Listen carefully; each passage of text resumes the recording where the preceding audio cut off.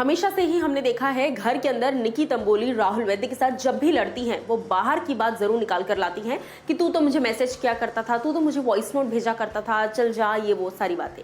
अब रिसेंटली एक न्यू बात को लेकर निकी तंबोली ने धमकी दी है सीधा सीधा तौर पर राहुल वैद्य को। वो कौन सी बात है ये मैं आपको बताती हूँ। नमस्कार दोस्तों, मैं हूँ ज्योति नाहक और स्वागत कर रही हूँ आप सभी का शुद्ध मनोरंजन में।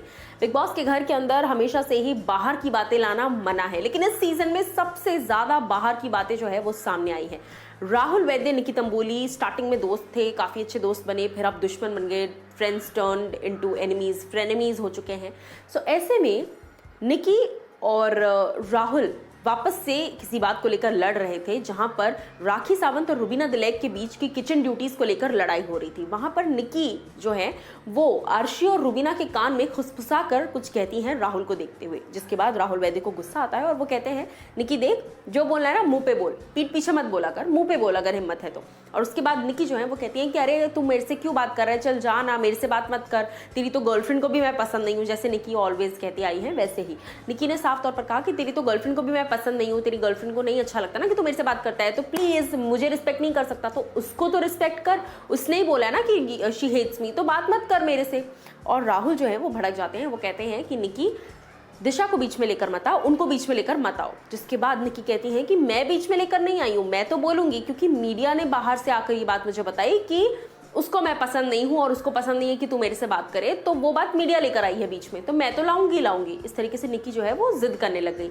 उसके बाद निकी तंबोली ने एक बात कही जिस पर वो कहती हैं कि मेरा मुंह मत खुलवा वरना बहुत कुछ बताऊंगी तेरे बारे में। जिसके बाद राहुल वैद्य उनसे कहते हैं कि क्या है यही ना कि मैं तुझे मैसेजेस करता था या मैं वॉइस नोट्स भेजा करता था या मैं गाने भेजता था, यही बातें हैं ना तेरे पास बताने के लिए जो तू स्टार्टिंग से करती आई है।